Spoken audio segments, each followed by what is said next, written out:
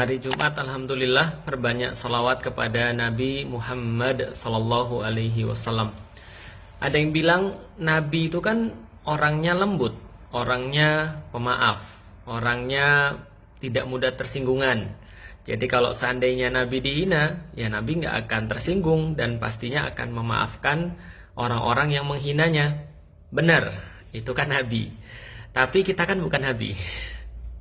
Dan kalau kita bukan Nabi, ya contohnya beda. Makanya kalau kita lihat Umar bin Khattab, kita lihat Abu Bakar, kita lihat Utsman, kita lihat Ali, mereka adalah orang-orang yang kalau Nabi dihina, mereka tersinggung, mereka marah, mereka akan memproses orang-orang yang menghina Nabi. Kenapa? Karena kecintaan terhadap Nabi Muhammad SAW. Dan kalau orang sudah punya cinta, ya pasti dia akan mau untuk menampakkan kecintanya itu.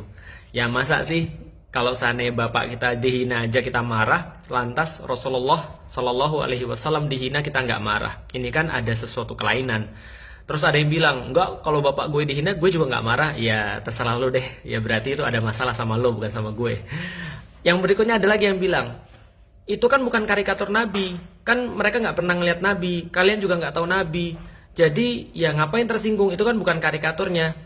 Gini deh, coba nanti besok kalau misalnya kita punya teman ya, kita kasih teman kita gambar cabai, lalu bilang, ini anunya bapakmu ya. Kalau nggak palanya di sliding gitu. Kenapa? Ya karena penghinaan itu ya nggak harus pakai gambar asli.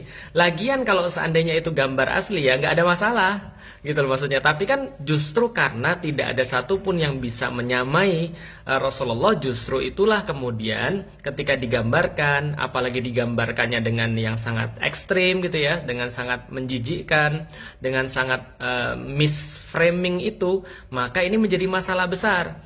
Makanya kita harus tahu, jangan sampai kita ikut-ikutan. Tapi ya memang inilah yang namanya cara Allah menunjukkan kepada kaum muslim. Jadi ada orang-orang ketika ketua partainya dihina, ketika pemimpinnya disindir, ketika kemudian ya taruhlah atasannya dikritik gitu ya, itu langsung ngamuk sengamuk-ngamuknya. Bahkan sampai ngelapor polisi, bahkan sampai segala macam lah dilakukan. Tapi ketika Rasulullah Shallallahu Alaihi Wasallam dihina, mereka mencari-cari alasan. Intinya adalah kita tidak boleh marah, kita tidak boleh boikot dan segala macamnya. Boikot tidak menyelesaikan masalah dan seterusnya. Betul, boikot nggak menyelesaikan masalah.